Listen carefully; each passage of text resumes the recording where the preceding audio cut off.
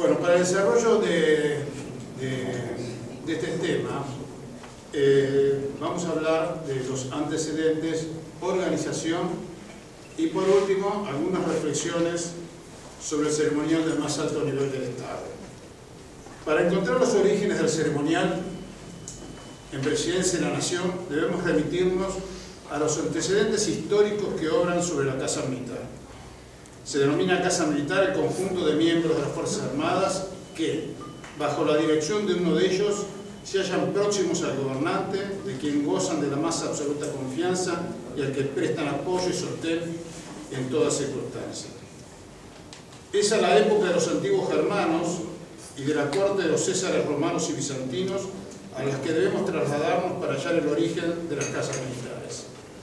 Los líderes acompañantes que rodeaban al jefe formaron el núcleo o el nacimiento de las cortes de los reyes merovingios. Cuando esos líderes fueron llamados a desempeñar funciones en palacio u otras que les fueron encomendadas, se los llamaba ministeriales domini regis, o señores de los ministerios del rey, título que subsistió hasta la Revolución Francesa. Carlomagno introdujo en su corte ceremonial bizantino a semejanza de los emperadores de Oriente. Creó grandes dignatarios encargados de dirigir los servicios de la casa y sus dominios. En la época del Imperio Romano es conocida la actuación de una especie de jefe de la casa militar de los Césares, como el caso de los prefectos de la Guardia Pretoriana de Tiberio y Nerón, que fueron los generales Sellano y Tijerino. Luego podemos decir que fue Napoleón I quien creó la casa militar después de la campaña de Moscú, representada al efecto por la Guardia de Honor, a la que completaba una guardia de jóvenes oficiales que había sido creada especialmente para la custodia del soberano. Estaba formada por un ministro de la casa del emperador, gran mariscal del palacio, un ayudante general del palacio, 16 ayudantes de campo, un jefe de gabinete topográfico, 10 oficiales de órdenes y un escuadrón de 100 guardias. Napoleón tuvo por primera vez casa militar cuando fue nombrado primer cónsul. Una vez proclamado emperador en 1804, se hallaba a cargo de la casa militar el célebre general Duroc, bajo el título de gran mariscal del palacio. En 1813, cuando este fue muerto en las postrimerías de la batalla de Nizza, fue reemplazado por el general Bertrand, quien juntamente con los generales Gourgaud y Montorreau acompañaron al ex soberano a su destierro en Santa Helena. En todas las potencias del viejo mundo, tanto bajo la forma republicana como monárquica, funcionaron las casas militares, presididas por un oficial de elevada jerarquía, bajo cuya dependencia se hallaban los ayudantes de campo. En nuestro país, al igual que en todas las repúblicas americanas, a estos ayudantes de campos se los llama edecanes y forman parte del servicio inmediato del presidente. La palabra edecán es una adaptación del francés edecán. Como hemos podido apreciar, emperadores, reyes y presidentes, o sea, los gobernantes de las distintas naciones desde época remota, han instituido su casa militar con organización y atribuciones diferentes, pero todas coincidentes en que su función principal consistía en la dirección de la custodia personal del rey, del soberano o del jefe de Estado. El 7 de octubre de 1909, como ya anticipó Guillermo Stamponi, con la designación del coronel Salvador Martínez Urquiza, como edecán del presidente Figueroa Alcorta, era constituida la casa militar, aunque presuntivamente este cargo ya ha sido desempeñado con anterioridad.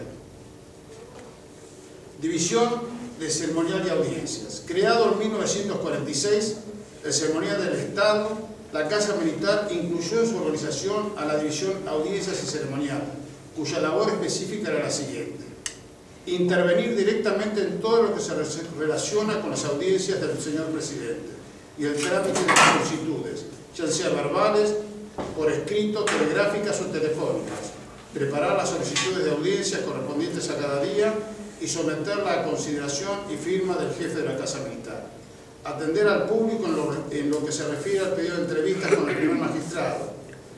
Eso ya lo realiza el despacho de entrada directamente, ¿no? Llevar el registro de las solicitudes formuladas, concedidas y denegadas, efectuar las citaciones de audiencia acordadas y comunicar las denegadas, convocar a los señores ministros, funcionarios y personas que el señor presidente ordene llamar, intervenir en la preparación de todas las ceremonias internas de la Casa, como asimismo en las exteriores que se le encomienden. Colaborar con el ceremonial de Estado en el trámite de las cartas credenciales, llevar el registro de compromisos, fiestas, ceremonias y actos a los que es invitado el señor presidente. Comunicar a los señores edecanes u otros funcionarios su designación para representar al jefe del Poder Ejecutivo en actos donde no pueda concurrir, proporcionar diariamente a la prensa la información de audiencias y compromisos presidenciales. Organización de la Dirección General de Ceremonial. Como dice el señor académico Guillermo Stamponi en el libro Ceremonial de Argentina, en diciembre de 1955, que ordenó la estructura funcional de los organismos de la Presidencia de la Nación, consignó entre los específicos de la Casa Militar a ceremonial y audiencias. En agosto de 1961, a través de la resolución 195 del jefe de la Casa Militar, se aprobó el proyecto de reglamento de la Dirección de Ceremonial de la Presidencia de la Nación. En octubre de 1962, de estructura y funciones de la Casa Militar determinó como misión para la Dirección de Ceremonial lo siguiente: atender todo lo relativo al ceremonial, vinculado con el Presidente de la Nación, a su relación protocolar y tramitar las solicitudes de audiencia a fin de posibilitar al jefe de la Casa Militar el cumplimiento de su misión. En 1970, la Dirección incorporó el cargo de subdirector de ceremonial y audiencia.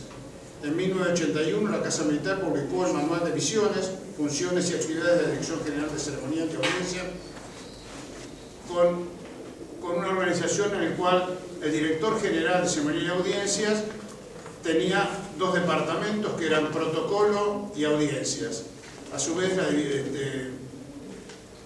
época que estuve yo, regía esta organización con una división ceremonias, una división relaciones y una que era división padrinazgos presidenciales. Hasta 1983 la Dirección General de Ceremonias y Audiencias fue una dependencia de la jefatura de la Casa Militar. Con la asunción del presidente Raúl Alfonsín, por decreto 255 del 21 de diciembre de 1983, se modifica el nivel orgánico, separándose ceremonial y audiencias, pasando a depender ceremonial del Secretario General de la Presidencia, a través de su Secretario General. En 1992, por decreto 344, se aprueba una nueva estructura organizativa de la Coordinación General de la Unidad Presidente, estableciéndose como responsabilidad primaria de la Dirección organizar y atender el desarrollo de los actos y ceremonias a las que asiste el señor Presidente y las acciones de igual naturaleza que se cumplan en la Presidencia de la Nación. En diciembre del 2002, por resolución del coordinador de la Unidad Presidente de la Presidencia de la Nación, establecida por decreto 640 del año 2002, se aprobaron las aperturas inferiores del primer nivel operativo de la estructura organizativa de la Dirección General de Ceremonial. En ese momento quedó la Dirección General con solamente una dirección de protocolo y con un departamento de viajes y un departamento para ceremonias. Por último, una nueva modificación se produce en el año 2004, que es la que rige actualmente, donde se suprime la coordinación general de la unidad presidente, estableciéndose que hasta que se aprueben las unidades de nivel inferior, conserva su vigencia las unidades existentes vistas anteriormente. Las acciones que desarrolla en función de su misión la Dirección General de Ceremonial son las siguientes: asistir al subsecretario general en la organización y desarrollo de todo acto y ceremonia que se lleve a cabo en la Presidencia de la Nación a la que asista el primer magistrado. Asistir al secretario general en el protocolo de los actos oficiales, la organización y desarrollo de todo acto, ceremonia o reunión que se lleve a cabo en la Presidencia de la Nación, y coordinar con la Casa Militar las tareas relacionadas con el ceremonial militar. Organizar los actos de presentación de credenciales al señor Presidente de la Nación. Intervenir en la organización y desarrollo de todo acto, ceremonia o reunión que se realice fuera de la Presidencia de la Nación, cuando existe el señor Presidente, o quien él mismo envíe en su representación, coordinando con los ministerios y organismos correspondientes. Organizar los aspectos vinculados con su responsabilidad específica en los viajes que realiza el señor Presidente al interior del país y colaborar con el Ministerio de Relaciones Exteriores y Culto en los aspectos vinculados con los viajes que realiza al exterior y con las visitas de personalidades extranjeras a nuestro país.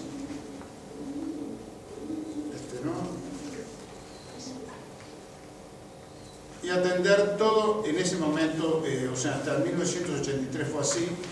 Después la parte padrinazgo, ahora depende del secretario general de Presidencia. Atender todo lo atinente a padrinazgos, ahijados presidenciales, coordinación de ceremonias de bautismo y designación de representantes del primer mandatario de los mismos. Es interesante saber cuál es el origen de los padrinazgos de Presidencia de la Nación. Y me pareció acertado comentar sobre el padrinazgo presidencial lo que José Rodríguez Pendas escribe en la revista Historion en 1946 bajo el título Una antigua costumbre criolla. Fue el único antecedente que encontré en los archivos de Presidencia de la Nación sobre el origen del padrinazgo presidencial, y dice así: nadie ignora, casi diríamos que se nace sabiéndolo, que el presidente de la Nación apadrina al séptimo hijo varón, o es varón y mujer, nacido de matrimonio legítimo en territorio argentino. Pero lo que no todos conocen es el origen y motivo de tan simpática costumbre. La documentación existente es poca, casi nula. En primer lugar, porque el padrinazgo presidencial no se basa en ley ni decreto alguno. Y en segundo término, porque los ilustres padrinos solían, al retirarse definitivamente de la Casa de Gobierno, llevarse todos los papeles referentes a sus ahijados. Sin embargo, algo se ha podido hallar. Hemos hablado con distintos funcionarios, con porteños de vieja estirpe, hemos revuelto añosos papelotes y hojeado desvaídos y amarillentos periódicos. Todos han coincidido.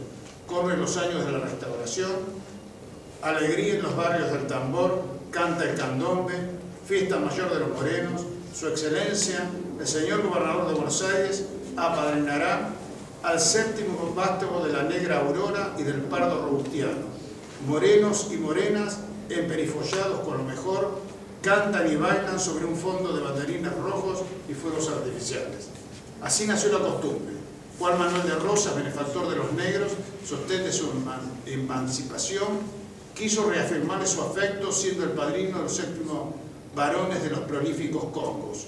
Pasaron los años, llegó Caseros, la tradición pasó a la categoría de cosa de gauchos bárbaros. El padrinazgo de la primera autoridad cayó en desuso, pero no había muertos. Mucho después, en los albores del siglo XX, el doctor Manuel Quintana, presidente de la Nación, restauró la vieja costumbre. Los fundamentos ya fueron otros.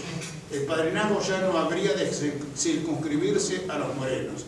Sería para todos los séptimos hijos varones, nacidos de legítimo matrimonio en territorio argentino y viviendo todos en el momento del bautismo. La ceremonia bautismal habría de realizarse observando el rito de la religión católica, apostólica y romana.